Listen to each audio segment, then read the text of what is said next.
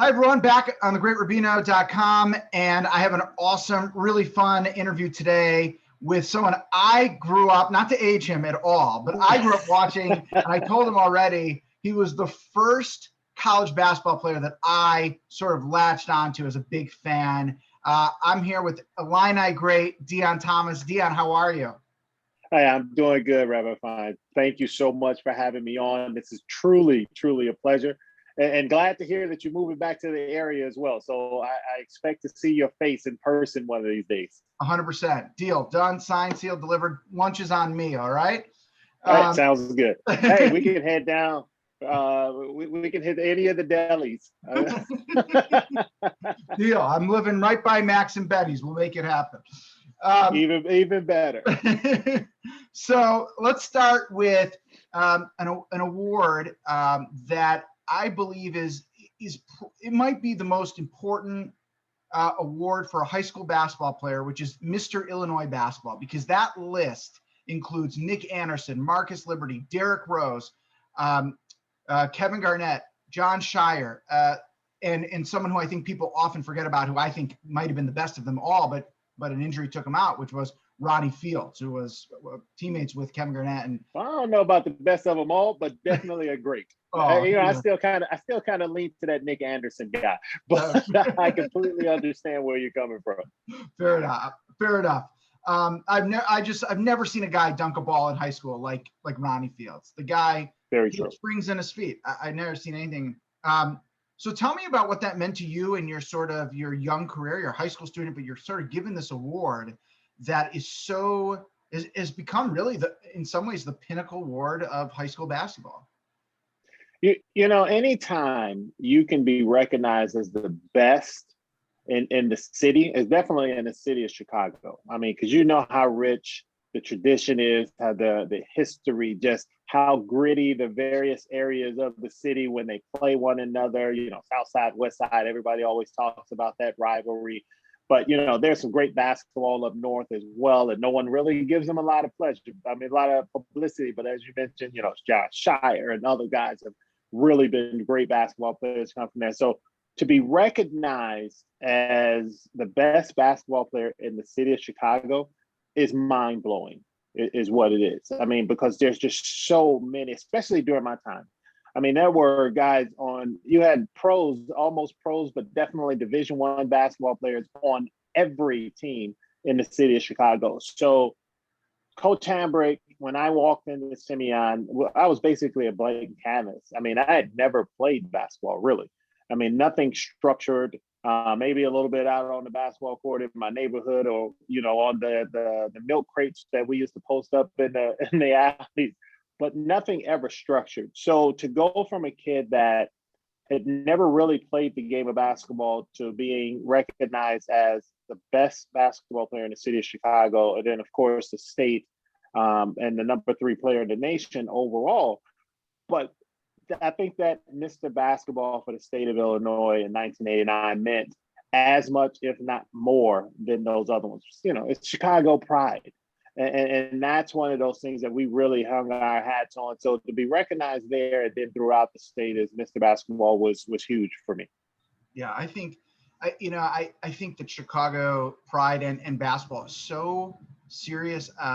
It's so important to the city, especially. I mean, the suburbs too, but certainly the city. As a kid, even when I was a high school basketball player, if I didn't have a game, I was going to see other people play, because you knew on the court you were seeing the next iteration of the Final Four. I mean, you just knew at least one of those guys, you know, and it's amazing, a form of like very cheap in consider entertainment, right? Because the NBA Bulls tickets are not cheap, but you can go see guys who are going to be on the Bulls in 5 years for basically $5, right? So there's a lot of rich history there, and and you're a big part of it. And then you go downstate, the University of Illinois, a major recruit for them. You become their all-time leading scorer, and we've already talked about some of the names, Nick Anderson and some of the players down there. So what went into that decision of choosing to go downstate to the University of Illinois and really help keep it back, put back on the map. I mean, after the Flying Illini, you're sort of the next wave of great players to come through that school. Well, that's always one of those decisions that's extremely tough. My grandmother and I don't know if you've seen many of my interviews, but she was my rock. She was my anchor. She was all of those things. She was my best teacher. Because I lived with her a large portion of my life because of my mom's personal problems. So when it came down to making a decision, I mean, Illinois was in my top 5. Iowa, as you mentioned, Bruce Pearl earlier, was in my top 5. There was Arizona, Minnesota, and UCLA.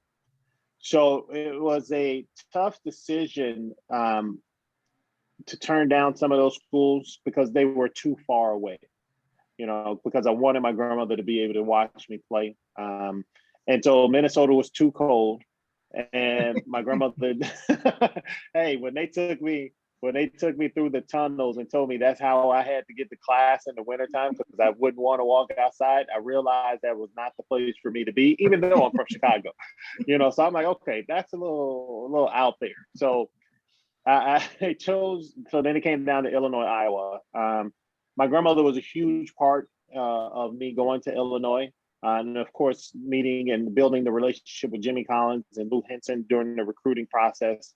And having known a couple of my people that I looked up to, Nick Anderson, of course, Irvin Small, who was the center for that Simeon team that Nick Anderson was on, who was really my first teacher of the game because of the way Bob Hambrick would always pair underclassmen with upperclassmen. And the upperclassmen's job was to teach those freshmen how Simeon does it or how it's done at Simeon. And so to have them there and to watch the success of that 89 team, it really wasn't a hard decision. But I did look at some other schools and was really interested in some other schools, but it ultimately came down to where I was comfortable, where my grandmother was comfortable, being close enough so she could get there to come see me play and so I could get home to her if she needed me. So Illinois was that choice. And as you mentioned, went on to have a great career after a rocky start. But I will always be grateful to the Orange and Blue. Yeah, it's a great place to play. I want, before we get into your pro career, I want to go back because you've mentioned Simeon several times, which Chicagoans know is the pinnacle of high school basketball, right? I mean, we've already mentioned some of the names that have come out of there, and Derrick Rose. I mean, really, sometimes when I think of Derrick Rose, I even forget that he was on the Bulls. Like I think about his high school career. He was so great, and these pictures of him, and in his documentary, he talks about it too. Is there sort of like just like I know college teams have a bond? Is there a bond? Do they do like alumni events? Do they get all you guys together? Do you guys ever, I don't mean fight physically, but you fight about who was the greatest? Because I mean, we're talking about there's a starting 5 there that could win an NBA championship. So true. if you're just and I might not be on it, which is even scarier. And I might be coming off the bench, man. No, but no, yes and no. Unfortunately, Simeon does not have a lot of alumni events across the board. I mean, normally it's for your class. I mean, we have a picnic every year, my 89 class, 88, a lot of the people you get together. But there is a bond. And anytime we come into contact or interact with anyone that went to Simeon, it's all love. It's like one big fraternity. And we just say, yeah, it's the Simeon way. We are family. If you ever have seen any of my posts where I'm talking about Simeon, I always post Wolverine for life, because you are a Wolverine for life. You don't just go to Simeon, play basketball and leave, and then you kind of disconnect. I don't think that's possible, simply because of all the things that we share, especially I'll say our older teams, because Bob Hambrick just made it. This is why you had to do it. And I think that was all set up by how, as I mentioned earlier, a freshman was paired with an upperclassman. And so you learned what it was about. You learned how to go about it, how to carry yourself, how to do various things. And I know Rob Smith, who's the current coach, who played with me at Simeon, as a matter of fact, has kind of kept a lot of those Bob Hamburg traditions going. And it's really, you know, a lot of people look at the basketball or at the sports aspect because our football and baseball teams are also really good, and girls basketball. But I don't think they recognize that Simeon is not just about the sports, and it's not just about the academics. It's about building a true culture, a true, you know, family, a true connection with the people that you are on teams with, or even in your classrooms with. I mean, I'm still friends. Here we are 30 plus years later with people that never bounced a basketball or threw one at Simeon. And they're still some of my best friends. So it was really a way, you know, things were done. And I can only speak for then. I can't really speak as much for now because unfortunately I don't get back as much just for, I do a giveaway up there every year where I go back and give back to the community and the students, but I'm still not there on a daily basis interacting. So I can't speak for how the culture is now, but knowing Rob Smith, I would believe that it's still very similar, if not the exact same. But yeah, man, it's the Simeon way. And that's just the thing about it. But so, yeah, to answer that second question, do we talk about who's the best? Not really amongst ourselves. Other people talk about who's the best. And that's okay when you have other people's varying opinions, as opposed to, you know, I won't say saying something negative, but creating more issues that should not be there. Fair enough. So let's talk about your pro career. Drafted to the NBA by the Dallas Mavericks, but you end up playing most of your career in Europe and in Israel. And that's the main reason we're talking is this this kind of connection you had to Israel. What was that? You had 3 different stints in Israel, so it wasn't continuous. That's typical in European play where people go to different countries or cities. But what did your time in Israel mean to you, and as a player, but also as a person? Well, let's go back to the beginning. My entire career was actually spent playing overseas. And that was really, it wasn't supposed to be that way. But, you know, my mother and my grandmother, I mean, used to always tell us, we plan and God laughs, because he has, you know, he has a path for us. So when I got drafted by the Mavericks, I mean, I was in the 11th hour of signing my deal. And my agent, Mark Bartelstein, called me and was like, hey, before you do that, I have this offer for you to take a look at. Because, you know, he and I, to this day, we're still really close, and we still talk. And he knew that I wanted to travel. He knew you know, I wanted to see the world and experience things, because we always talked about that, which had nothing to do with basketball. It was just conversations with us. And, you know, I had a sweet deal from Dallas. It wasn't a great one, but it was a sweet one, you know, that I would have been happy with. But when he brought that, he was like, I have to give you this because it's an option. And I want you to think about it. So it was a better deal from a team in Spain. And I talked to Jimmy Collins, who was really, you know, a mentor, father figure for me. And he said one thing to me, that 2 things, actually. He was like, you've always wanted to travel. He's like, you've always wanted to see things. You've always been open to learning and all of those things. He was like, so this is not a bad thing. This is a good thing. He was like, the NBA is not going anywhere. And I was like, that is true. You know?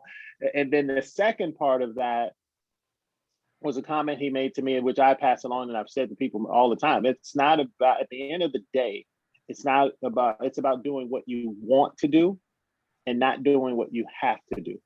So everyone at the end of the day, when their career is over, is going to have to work in some shape, form, or fashion. I mean, unless you're one of these guys today that are making $200, $300, $400 million. I mean, that wasn't the case in my day. But you're going to have to go out and find a job. So it's about doing what you want to do and not what you have to do. So I took that opportunity, and I fell in love with Europe. I fell in love with it. And so my second year, I was planning to come back, and the NBA went on strike in 1995. So I definitely wasn't adverse to going back to Spain when that opportunity, the team was like, okay, well, can we get it back? And I mean, it was a bigger deal than what I had my first year, because I was rookie of the year in Spain my first year. Well, they don't do rookie of the years, but I was one of the very top players, and I was the only rookie at the top of the list. So that, and then they brought me back, and then I actually ended up meeting my wife, who is Israeli. She was on vacation there, and we met, and that relationship kind of formed from there. It was a very long distance relationship for a while, because she went back to Israel and I was back in Spain. But so that was kind of the decision that got me there. Then when we met, it kind of kept me there. And you're right, you mentioned the 3 stints in Spain. The first one went to Maccabi Haifa. Maccabi Rishon LeZion. And that was after an injury. So I really had no plans of going to Israel at the time, because everything was going so well in Spain. But I thought it was a great opportunity to finally be with her family and have her there and really get to know them, because we got married without me really knowing my wife's family. So it was an opportunity to really get to know everyone, to spend time with everyone. So it was great. After that season, got an offer, a really big offer to go back to Spain, which we did. And then a few years later, came back, of course, with Maccabi Tel Aviv. And that was the highlight of my career, winning 2 EuroLeague championships. But you asked what it meant for me personally. Personally, for me, I mean, it was an eye-opening experience. This was, being able to spend time with a family. Like, my family was tight, but we were nowhere near as tight as my wife's family. Right. And to be with them, to be around them, to see how all of those things come together and feel, and then you relate. And then I began to study and learn more about Judaism, and seeing the customs and seeing them get together, and how, and which we did when my grandmother was alive. We would get together for Sunday dinners and things like that, which is the equivalent of Shabbat. Yeah. But we would get together every Shabbat and sit down and have dinner and just go through everything. And I fell in love with that family aspect, the overall connection of how all the people, were connected through this, because I grew up in the church, but there's so many denominations in Christianity that, and interpretations that, it doesn't seem like it's all the same thing, and that people are all, representing the same thing. And it's not like that with Judaism. So I really fell in love with the cohesiveness, the connection. And as I mentioned, it's like one big family to go along with my family that was already, sitting at the table with me. So those things really opened my eyes to something that I had never really experienced before, and I believe made me a lot better person, both internally as well as externally. And you made, I read this, and I believe it's true, you made citizenship. Was that to play because of the Europe rules, or do you and your wife go back frequently? Well, yes to both of those. Yes, it was to go to help with playing, since I was already married. We'd been married 5 years, all of the rules and all of the boxes we checked. But yeah, we go back often. Yeah. And to be quite honest, it's been every time we go, it's hard to come back here. So that is no doubt in my mind a home, and not just a place where I went to play basketball, which made it easier for Maccabi. I love Israel. I love the people in Israel. I love the culture. And as we mentioned, I've been practicing Judaism for now 20 years, somewhere around there. So my Hebrew sucks. So I'm sorry, Rabbi, don't ask me to do it. Everyone there speaks English. Even though I took classes, it's still terrible. As I tell my wife, my vocabulary isn't big enough for me to really speak. So, but no, it definitely wasn't just to play basketball. I mean, that Israel is home to me and my family. As a matter of fact, I got my flag sitting here on my desk. I've heard this. First of all, I don't know. I've done this before, talked to people before, but because of Tal Brody, really, Illinois, the University of Illinois, has been a pipeline for Israeli basketball. I mean, and great players. Brian Randall, now Malcolm Hill's out there. I mean, he was a phenomenal player at Illinois. And Brian coached in Minnesota, so I got to speak with him here. And now as Israelis, now you've got Denny, and you had Omri, of course. And Yam just got drafted last year as well. Even TJ Leaf, who was born and raised a little bit in Israel.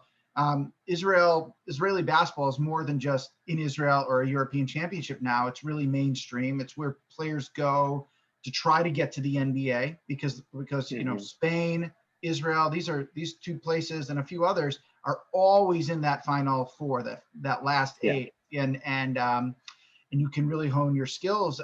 Brandon Paul did it.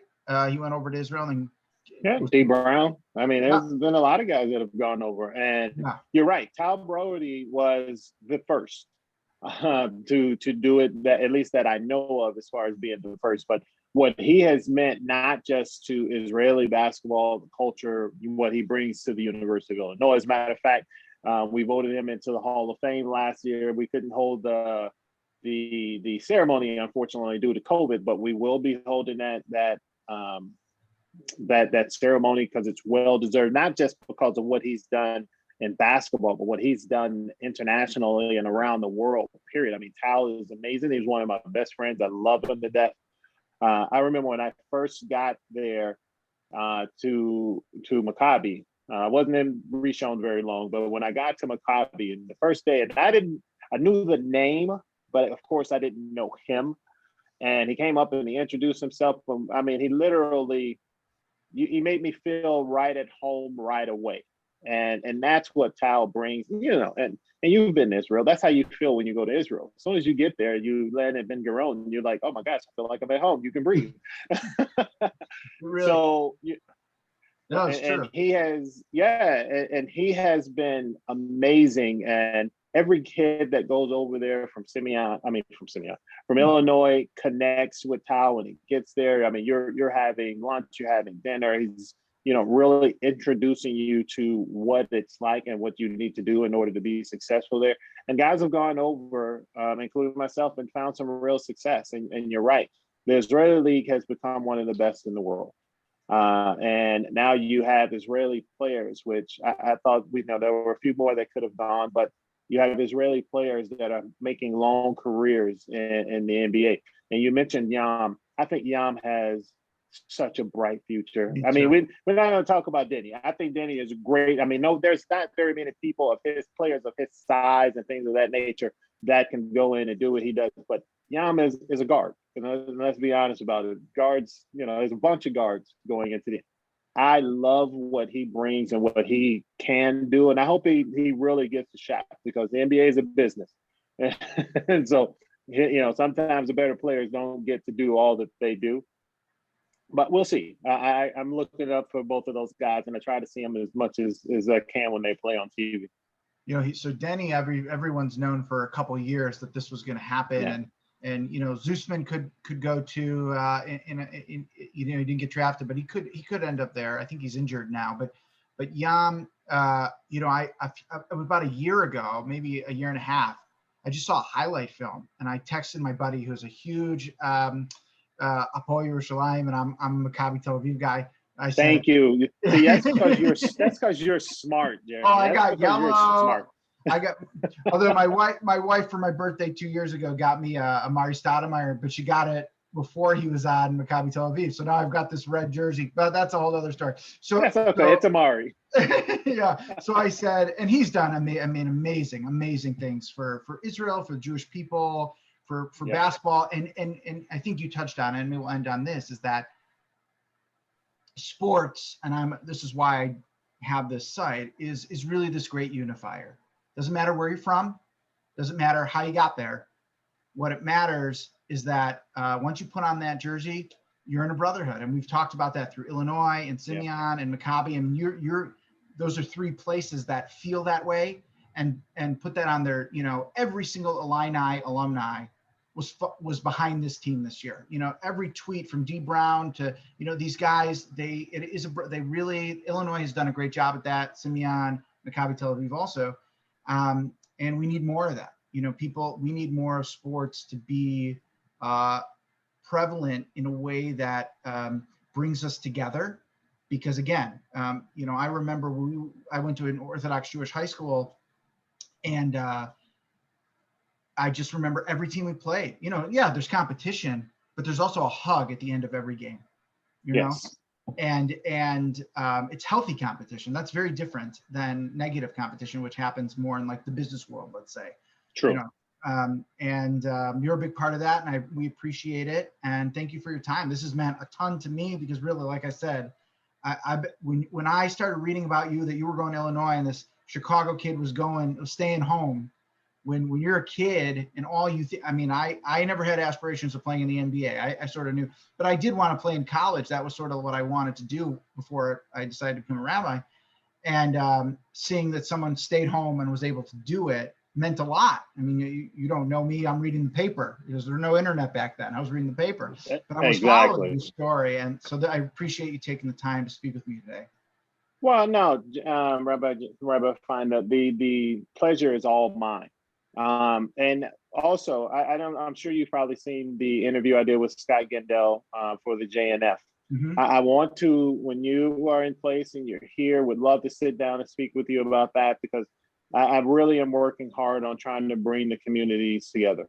I think there is a lot that, you know, the Black community can learn from the Jewish community. I think there's a lot of connections and opportunities there for both communities.